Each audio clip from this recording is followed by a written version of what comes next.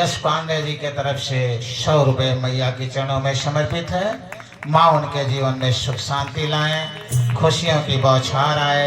मैया की असीम कृपा संपूर्ण परिवार पर हमेशा हमेशा बनी रहे।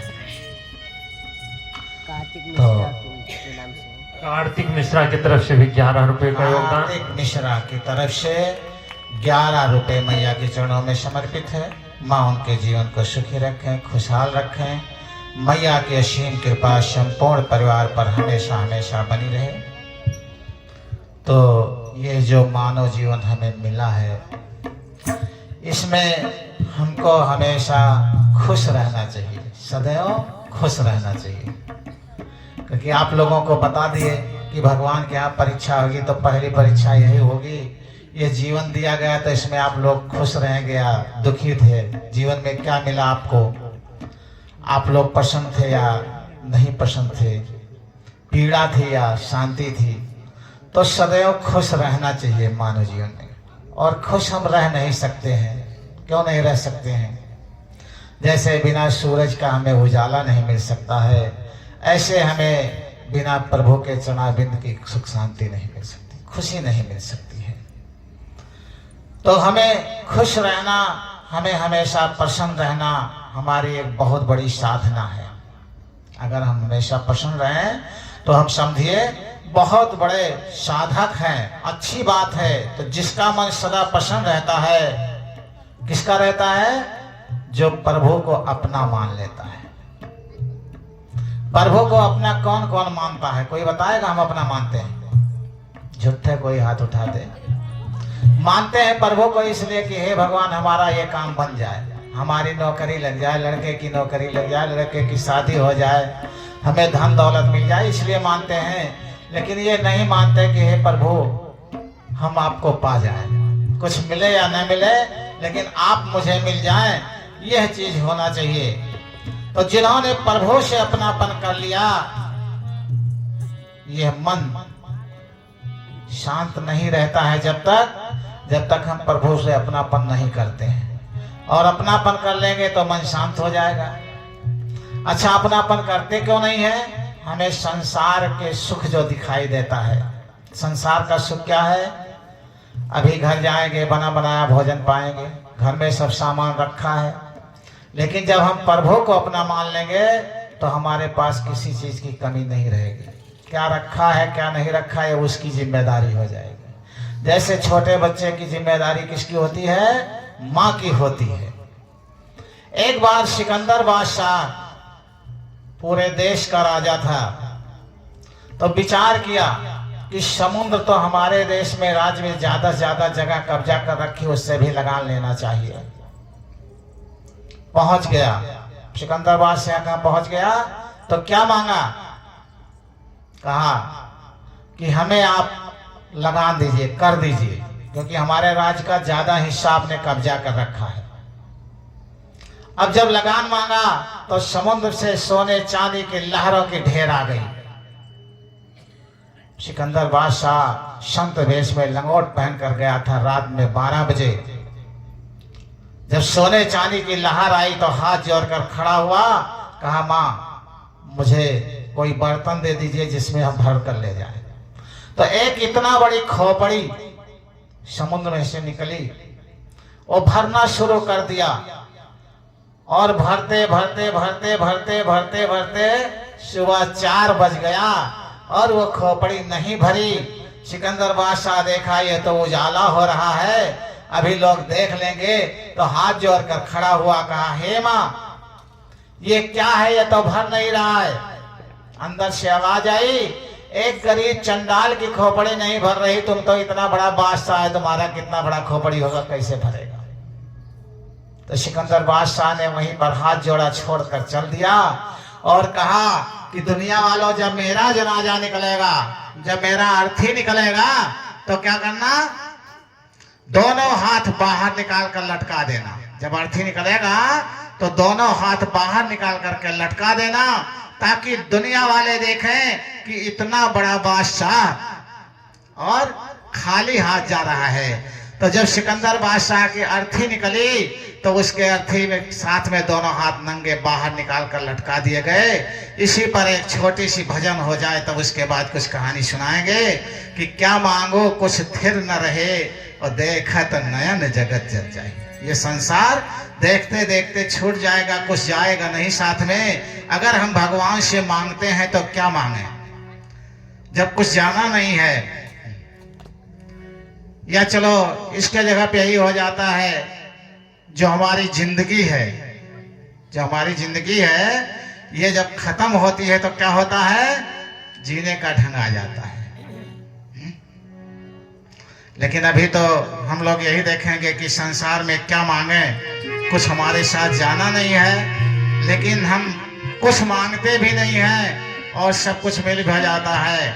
लेकिन हमारा यह जीवन जब खत्म होने लगता है, जैसे जो लोग बुजुर्ग हो जाते हैं, बुढ़े लोग हो जाते हैं, तो उनको ढंग आ जाता कैसे जिए। कौन बुढ़े हो जाते हैं, जब अंतिम समय आता है तब सोचते हैं हमने जीवन में बहुत गलत किया, जीवन में हमने बहुत गलत किया। तो इसी पर एक छोटी सी भजन होगी, जीवन खत्म हुआ तो जीने का ढंग आया। तो सभी लोग दोहराएंगे और अमल करेंगे, छोटे बच्चे से बड़े लोग सब, कि आज ही हम जीने का ढंग सीख लें जिस ढंग से हम प्रभु को पा सके। नहीं, जब यह जीवन खत्म हो जाएगा और ढंग भी आ जाएगा तो क्या कर लेंगे। जैसे बुढ़े लोग चाहे हम धन कमा लें तो कैसे कमा पाएंगे, हम भगवान का नाम जप लें तो कैसे जप पाएंगे। जब मुंह से राम राम नहीं निकलता, आम आम निकलता है, तो उस वक्त हम कुछ नहीं कर सकते हैं। तो इसलिए आज यह जीवन हमारा जो कुछ करने लायक है, हम भी सोचते जब बुढ़े हो जाएंगे, बाल सफेद हो जाएंगे, बड़े बड़े दाढ़ी बाल रखा लेंगे तो निकल पड़ेंगे, किसी मठ पर जाएंगे, बैठेंगे तो समाज तो सेवा करेगा, खाने पीने मिलेगा, तब भी हो जाता सेवा। 2 रोटी मिलती आराम से, बड़ा बड़ा बाल रखा लो, दाढ़ी रखा लो, चाहे जिस मंदिर में बैठो खाने के लिए मिलेगा। लेकिन उससे क्या होता है, समाज का कर्जदार हो जाएगा। और जब हम जन्म लिए हैं उसी दिन से हम समाज के ऋणी हो गए। ना मुझे बोलने का ढंग था, ना चलने का ढंग था, ना खाने का ढंग था, ना पीने का ढंग था, ना पढ़ने का ढंग था, ना लिखने का ढंग था, ना भगवान के भजन करने का ढंग था।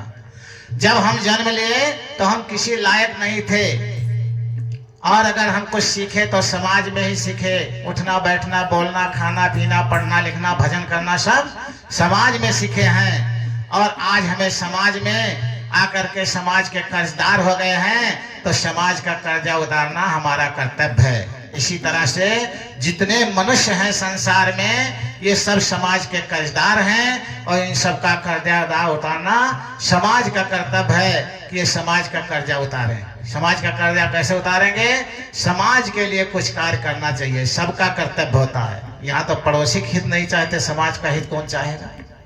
लेकिन नहीं, अगर नहीं चाहोगे तो आए थे कुछ कमाने, कुछ कर्ज होकर जाएंगे।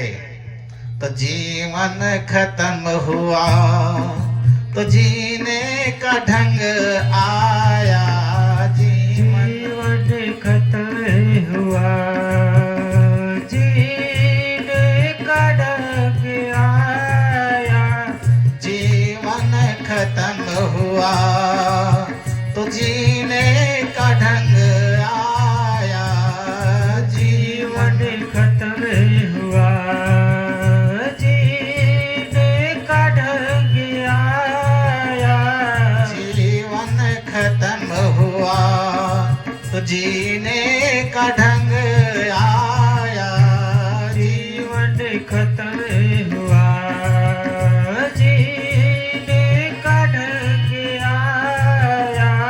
जब क्षमा बुझ गई तो महफिल में रंग आया, जब क्षमा बुझ गई तो महफिल में रंग आया, जीवन खत्म हुआ तो जीने का ढंग आया, जीवन खत्म हुआ तो जीने का ढंग आया, जीवन खत्म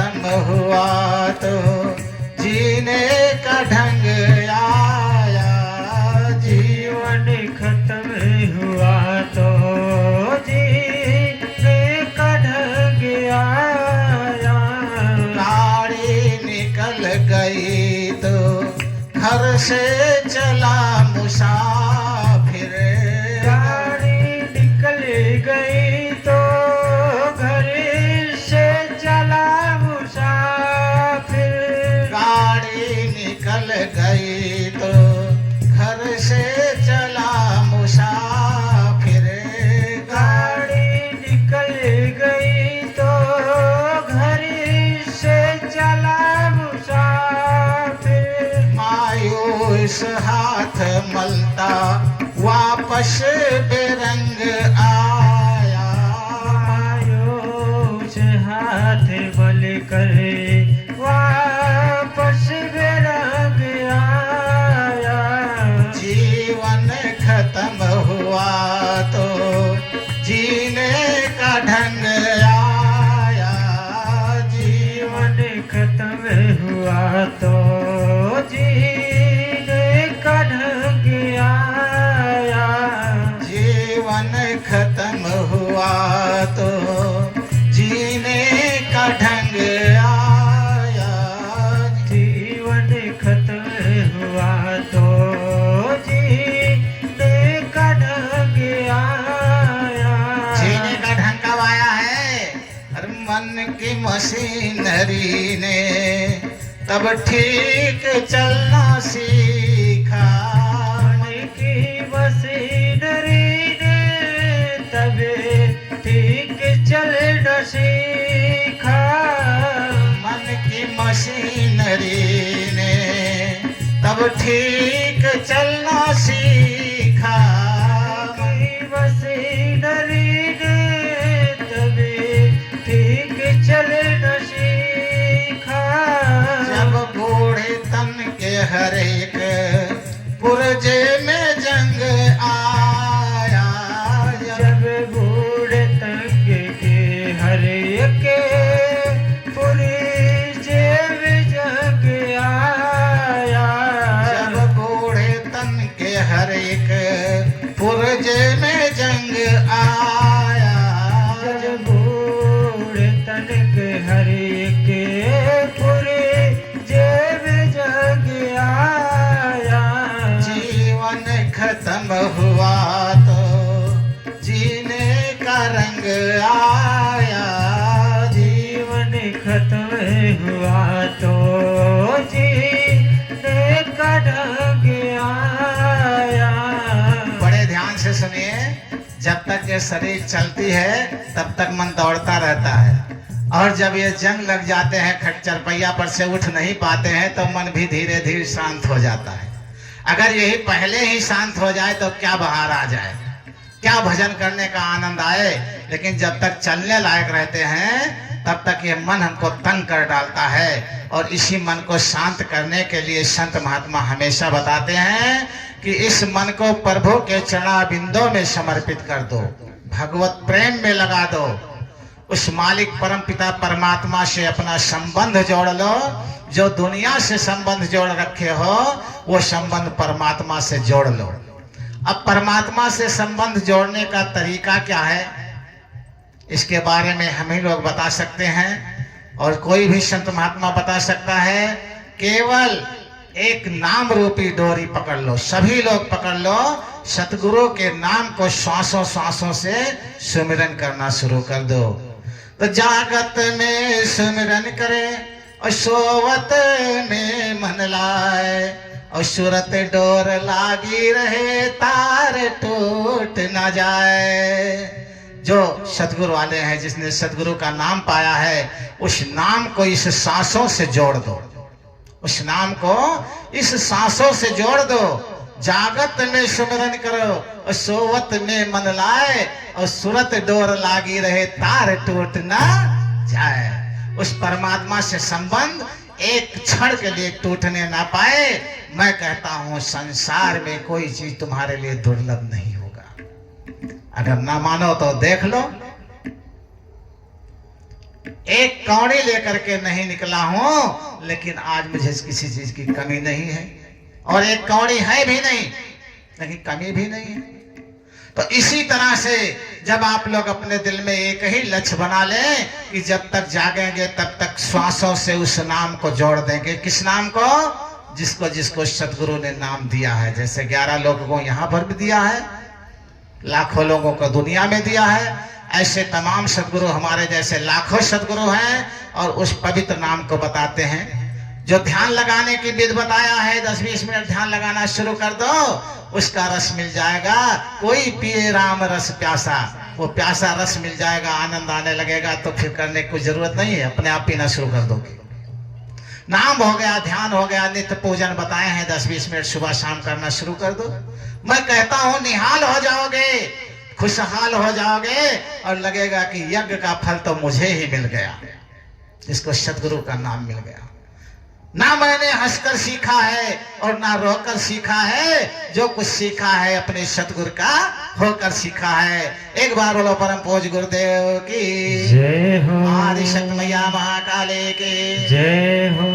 और सभी लोग कहते हैं जीवन में 3 चीज बहुत जरूरी होता है। क्या? माँ, महात्मा और परमात्मा। माता अगर अपने बेटे को महात्मा का हाथ पकड़ा दे तो असली माँ वही है, और जिसने महात्मा के हाथ में गया तो महात्मा परमात्मा के हाथ में पकड़ा देता है। मैं कहता हूं माँ तो वही है जो जन्म दिया है और महात्मा के चरणों में समर्पित कर दिया। मैं ये नहीं कहता हूं महात्मा बना दो सब लोग अपने बच्चों को, लेकिन महात्मा के चरणों में समर्पित कर दो। महात्मा के आचरण को आपका बेटा अपना ले। वह माँ बाप बड़े सौभाग्यशाली होते हैं जिसके बच्चे ऋषि मुनि संत महात्माओं की सभा में आगे बैठते हैं। वो किसी जन्म के पुण्य कर्म का फल है, माँ बाप को मिल गया है, जिसकी औलाद संत महात्मा ऋषि की सभा में आगे बैठे। नहीं तो जन्म लेना बेकार है। वैसे जन्म तो कुतिया भी पिल्ले को दे देती, गधे भी बच्चे को दे देते हैं, पशु पक्षी भी दे देते हैं। जो भगवान से विमुख है वो मनुष्य नहीं, वो पशु के तुल्य है, उसमें कोई शंका नहीं है। असली माँ वही है जो अपने बच्चे को भगवत शरण में लगा दे, नित्य पूजन में लगा दे, बच्चे को नित्य ध्यान साधना भजन में लगा दे। तो इसीलिए मैं यही कहता हूं कि यह जीवन जो हमारा है ये किस लिए है? भगवान से प्रेम करने के लिए है, भगवान की भजन साधना करने के लिए है। अगर हम उससे विमुख हैं तो जीवन हमारा बेकार है। तो जीवन खत्म हुआ तो जीने का ढंग आया, जीवन खत्म हुआ तो जीने का ढंग आया। जब बूढ़े तन के हर एक पुरजे में जंग आया, जब बूढ़े तन के हर एक पुरजे में जंग आया। जीवन खत्म हुआ तो जीने का ढंग आया, जीवन खत्म हुआ तो जीने का ढंग आया। अब आप लोग ये बताओ कि जब हम उठ नहीं पाते, बैठ नहीं पाते, बोल नहीं पाते, चल नहीं पाते, तो हमें बहुत ढंग और तरीका मिल जाए, किस काम का होगा? वो ढंग तरीका आज चाहिए जब हम कुछ करने लायक हैं, तब चाहिए। ध्यान भजन साधना जब हम बैठ सकते हैं तब चाहिए। जब हम बैठ ही नहीं पाएंगे, कमर दर्द करेगा, लेट नहीं पाएंगे, रीढ़ की हड्डी दर्द करेगी, तो हम क्या करेंगे भजन? बड़े बड़े राजा महाराजा चक्रवर्ती राजा चौथेपन में अपना राजपाट छोड़कर जंगल, चौथापन कौन होता है? जीवन का चौथा हिस्सा जब बचे। चौथा हिस्सा कितने साल का होता है? 25 साल का पहले होता था। अब 100 साल कितने लोग बचेंगे? बहुत बूढ़े लोग बचेंगे। आजकल के लोग तो कितना साल जिएंगे? 60 साल, 70 साल, 75 साल, 80 साल बिरला कोई पूरा करेगा। तो हम 80 साल का मान लेते हैं, तो 20 साल तो हमारा पहला क्लास हो गया, ब्रह्मचर्य का हो गया। 20 से 40 हमारा हो गया गृहस्थ हो गया। खूब कमाए, खूब खाए, खूब पालन पोषण करें परिवार का। और 40 से 20 60 साल हमारा क्या होता है? वानप्रस्थ होता है। वानप्रस्थ क्या होता है? मौन होकर के एक किनारे बैठकर कमरे में भगवान की भजन करो। बच्चे अगर 4 बार पूछे तो 1 बार सलाह दे दो, नहीं भजन में लगे रहो। लेकिन 60 साल के बाद बिल्कुल विरक्ति ले लो, बेटा अब मेरा तेरा कोई संबंध नहीं है, अब मेरा संबंध उससे हो गया, अब तुमसे हमारा कोई संबंध नहीं रह गया। अगर ये मानव जीवन जीना है तो, अगर ये नहीं जीना है तो महाराज जी तो बताते हैं 4 जीवनियों का जन्म मिला है। किसका किसका मिला सब बताई दे। 20 साल मनुष्य का मिला था, 20 साल के बाद में 20 साल बैल का मिला है, बैल की तरह कमाओ खो, 40 हो गया। और 40 के बाद में 20 साल किसका मिल गया, गधे का मिल गया, 60 हो गया। नहीं कुत्ते का मिला, किसका मिला महाराज जी,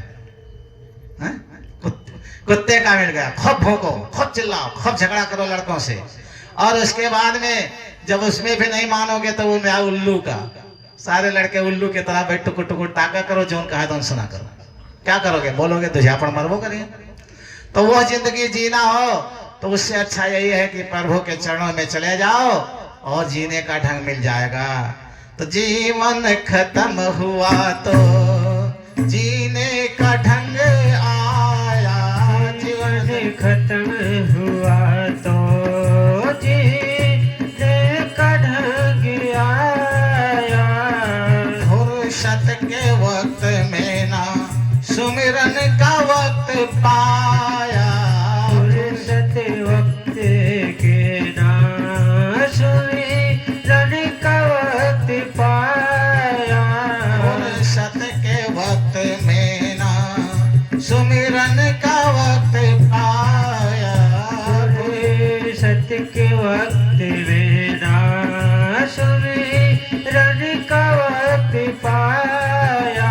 उस वक्त मांगा जब वक्त तंग आया, उस वक्त मांगा जब वक्त तंग आया। जीवन खत्म हुआ तो जीने का ढंग आया, जीवन खत्म हुआ तो जीने का ढंग आया। बड़ा आनंद आ गया, बड़ा अच्छा मौका मिल गया। जब वक्त आया तो वक्त में तंग आया। आज आप लोगों को उसी वक्त में मैं बता रहा हूं कि भजन करो। क्यों से वक्त में काम करते रहो, नाम जपते रहो, पाप की वासनाओं से डरते रहो। जैसे हमारी माताएं बहनें बच्चियां हैं, झाड़ू लगाती रहे, पोछा लगाती रहे, नाम जपती रहे, बर्तन मांजती रहे, नाम जपती रहे। हमारे भैया लोग खेत में काम करते रहे, नाम जपते रहे, गाड़ी चलाते रहे, नाम जपते रहे, दुकान पर बैठे रहे, नाम जपते रहे, मशीन चलाते रहे, नाम जपते रहे, श्वास श्वास सुमिरन करते रहे। कोई काम ना बंद करो, हर काम वो देखने लगेगा। क्या होगा, अरे मेरो भजन हरि करे और मैं करूं विश्राम। हमारा भजन वो मालिक करने लगेगा और मुझे विश्राम मिल जाएगा। जो नाम आप लोगों 11 लोगों को मिला है, वो नाम आप लोग हर सांसों से जोड़ करके करने लगो। मैं कहता हूं चंगे हो जाओगे, कुछ नहीं बिगड़ेगा, कुछ नहीं बिगड़ेगा तेरा हरि शरण आने के बाद। उसका शरण मिल जाएगा, उस नाम में वह पावर है। जो माताएं बहनें उस नाम को जपते जपते भोजन बनाएगी, जो उस भोजन को करेगा उसके सद्बुद्धि हो जाएगी, उसके मीठ मछली दारू शराब छूट जाएंगे, मुर्गा अंडा खाना बंद हो जाएगा। अब कहो पहले दिन नहीं, धीरे धीरे धीरे धीरे। जितने दिन की बीमारी होती है उतने दिन दवा करना पड़ता है, लेकिन पक्का है छूट जाएगा। जो उस नाम को जपते जपते भोजन करेगा, भगवान का भोग लगाएगा, उसका मैं बता रहा हूं सारे संकट स्वतः दूर हो जाएंगे। आपको कुछ करने की जरूरत नहीं है। उस सतगुरु नाम में वो पावर है, जो नाम आप लोगों के संत सतगुरु द्वारा मिलता है। उस नाम को सोते हुए जपते जपते सो जाओ, आंख खुलने लगे तो जपते जपते आंख खुलनी चाहिए। हर कार्य को उस नाम को जपते जपते करना शुरू कर दो। मैं कहता हूं यह यज्ञ नहीं, करोड़ों यज्ञ का फल मिल जाएगा तुम लोगों को। इससे ऊंचा और फल दुनिया में कोई नहीं है।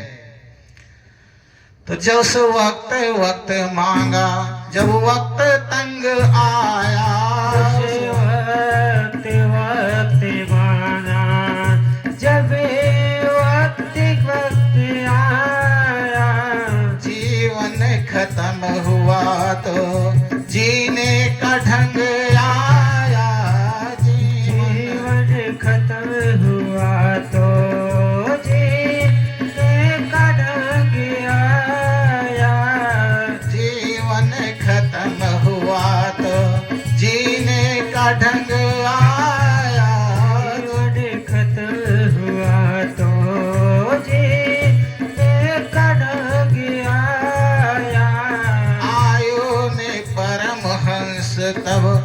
हथियार फेंक डाले। आयु रे परमहंस जी रे हथियार फेंक डाले। यमराज फौज लेकर करने को जंग आया। यमराज फौज लेकर करे को जग आया। जीवन खत्म हुआ तो जीने का ढंग आया। जीवन खत्म हुआ तो जीने का ढंग आया। बोला आनंद कंद भगवान की जय हो। कितना अच्छी नींद आई है। इतना अच्छी नींद तो बिस्तर पर भी नहीं आएगी। देखो क्या मस्ती की बात है। यही सब मिलता है कथा में, बड़ी अच्छी नींद मिलती है। झांसी में हमारी एक हो रही थी, एक बहुत बड़े सेठ जी आए तो बड़े मस्ती से सो गए। तो हमने कहा सेठ जी सो रहे हो? कहीं नहीं तो। हमने कहा अच्छा ठीक है। थोड़ी देर फिर कहे, हमने कहा सेठ जी जग रहे हो? कहीं नहीं तो दोनों नहीं हो गया उनका। तो यहाँ जब भगवान का नाम होता है या जिंदगी के सुधारक का नाम होता है, ये जो गीत है, जो भजन है, जो बाणी है, इस पर अगर अमल कर ले तो जन्म लेना सफल हो जाएगा। अब जब जमराज फौज लेकर के लड़ने के लिए आया है तो नाम रूपी हथियार से हम लड़ करके जमराज को पस्त कर सकते हैं। बाकी दुनिया में कोई हथियार नहीं है जिससे हम जमराज को भगा सकें। तो आज जब हमें मौका मिला है लड़ने के लिए तो हमारे पास हाथे नहीं है, हमारे पास वो हथियार है ही नहीं, क्योंकि हमने कमाया नहीं, नाम की कमाई किया नहीं, शब्द की कमाई किया नहीं, ध्यान सुमिरन किया नहीं। कहा हनुमंत विपत प्रभु सोई और जब तब सुमिरन भजन ना हुई। हनुमान जी ने कहा ये जो संसार की विपत है ये जब तक रहेगी जब तक आप सुमिरन भजन नहीं करेंगे। और सुमिरन भजन हो क्यों नहीं पाएगा? क्योंकि हमने संतों से कुछ सीखा नहीं है। अगर हमने संतों से कुछ सीख लेता तो सुमिरन भजन कर लेते। तो इसी पर एक छोटी सी भजन होगी। क्या होगी? हर हाल में खुश रहना संतों से सीख जाए। अगर हमें खुश रहना है तो हमें संतों से सीखना पड़ेगा। स्कूल में मास्टर कभी नहीं सिखा सकता है। अगर हम कुछ सीखेंगे तो संत द्वारा ही सीख सकते हैं। इसीलिए सब लोग एक छोटी सी भजन करेंगे, उसके बाद में समय भी अभाव है, आप लोगों का भी कुछ होना चाहिए। तो हर हाल में खुश रहना संतों से सीख जाए। हर हाल में खुश रहना संतों से सीख जाए। हर हाल में खुश रहना संतों से सीख जाए। हर हाल में खुश रहना संतों से सीख जाए। महफिल में जुदा रहना संतों से सीख जाए। महफिल में जुदा रहना संतों से सीख जाए। हर हाल में खुश रहना संतों से सीख जाए। हर हाल में खुश रहना संतों से सीख जाए। झंझट से भाग जाना सब लोग बताते हैं। झंझट से भाग जाना सब लोग बताते हैं। झंझट से बच के रहना संतों से सीख जाए। झंझट से बच के रहना संतों से सीख जाए। हर हाल में खुश रहना संतों से सीख जाए। हर हाल में खुश रहना संतों से सीख जाए। सुख दुख में हंसना रोना है काम का ये रोका। सुख दुख में हंसना रोना है काम का ये रोका। दोनों में मुस्कुराना संतों से सीख जाए। दोनों में मुस्कुराना संतों से सीख जाए। हर हाल में खुश रहना संतों से सीख जाए। हर हाल में खुश रहना संतों से सीख जाए। अब दोनों में मुस्कुराना किस तरह मुस्कुरा सकते हैं? हमारे गुरुजी के आश्रम पर एक भक्त लाया गाय दे गया तो चेला लोग बहुत खुश हुए कि महाराज जी फलाने गाय दे गए है, कि चलो बड़ा अच्छा भाव दूध खाए मिली। अच्छा गैया को खिलाया पिलाया, जब बच्चा देना हुआ तो अपनी गैया लेकर चला गया। अब सब लोग आकर दुखी हुए कि महाराज जी गैया लेकर, अरे कहीं छुट्टी मिल गया सेवा करने से, ले जाने दो। तो दोनों में खुश रहना संतों से सीख जाए। जो कुछ रहे उसका आनंद लेने लगो, अगर चला जाए जाने दो, छुट्टी मिल गया, बस हो गया। अरे जाना तो है ही है, आज जाए चाहे कल जाए, जो आया है सो जाएगा। राजा रंग फकीर, एक सिंहासन चढ़ चला, एक बांधा जात जजीर। जाना तो दोनों को पड़ेगा, ना संसार जाने से छुट्टी पाएगा ना सरकार जाने से छुट्टी पाएगा, लेकिन रास्ता दो है, एक तो मस्ती से जाएगा और एक जजीर में बांध कर पीटते हुए जाएगा। तो विचार कर दो किस तरह हमें जाना, वो रास्ता अपना लो।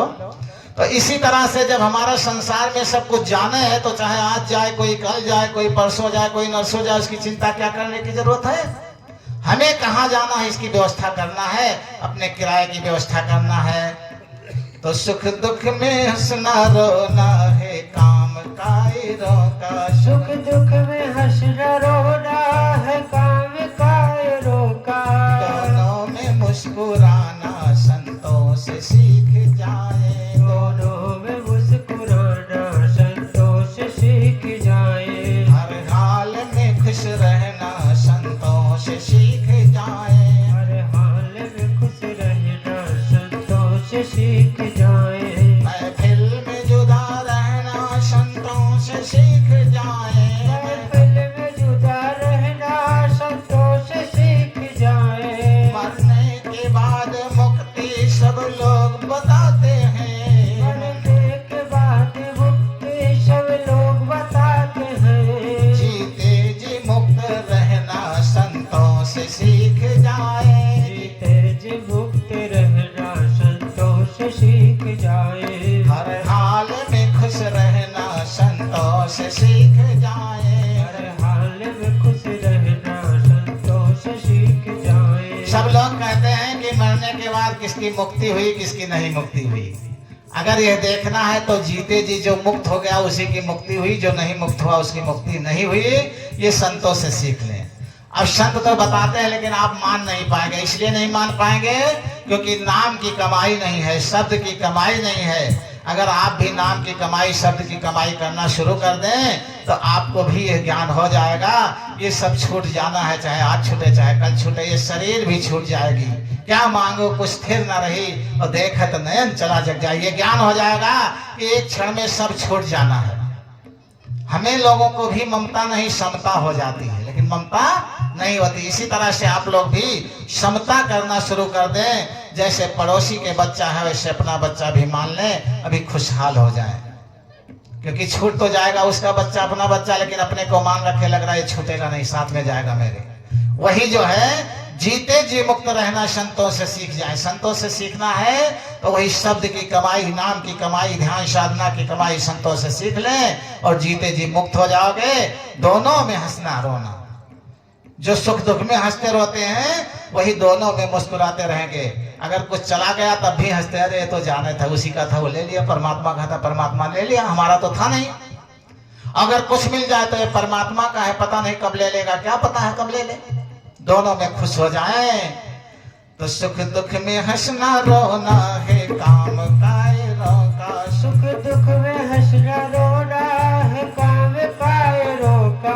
दोनों में मुस्कुराना संतों से सीख जाए, दोनों में मुस्कुराना संतों से सीख जाए। हर हाल में खुश रहना संतों से सीख जाए, हर हाल में खुश रहना संतों से सीख जाए।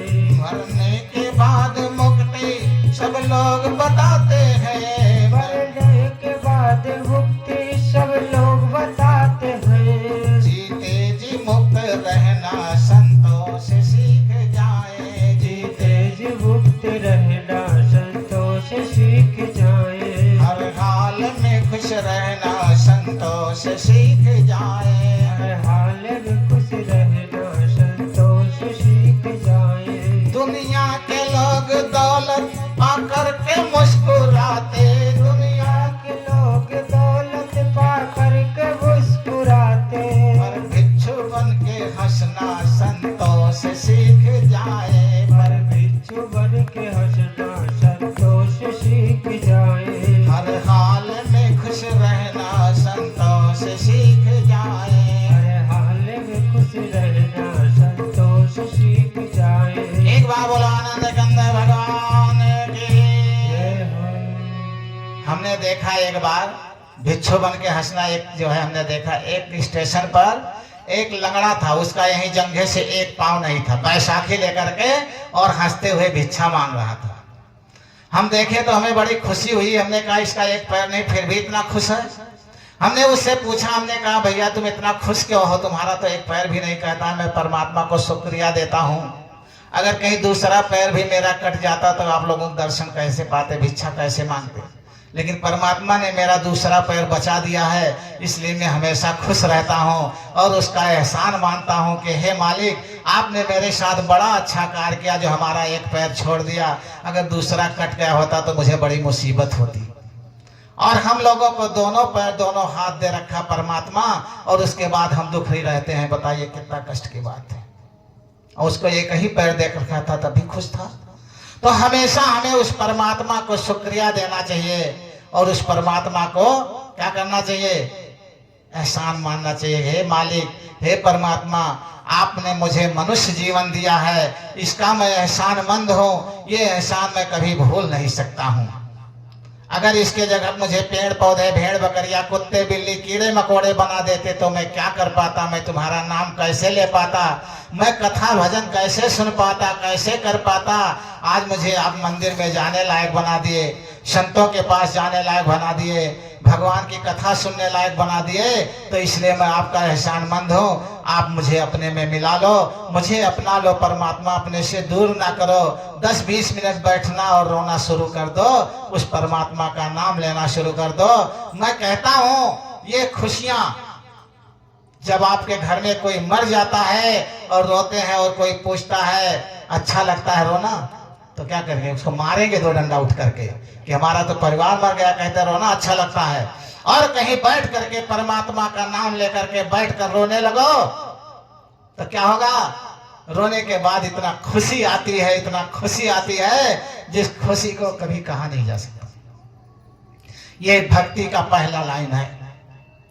हम भी रोते थे, हम तो कमरा में एक कमरे में बंद होकर के खूब चिल्ला चिल्ला करके रोते थे, एक करके रोते थे, लेकिन रोने के बाद इतनी खुशी आती थी, जितना रोते थे उसका 10 गुना खुशी आता। अगर 1 घंटा रोते थे तो 10 घंटा अंदर से खुशी आती थी, पता नहीं चलता था कितना खुशी आ गया।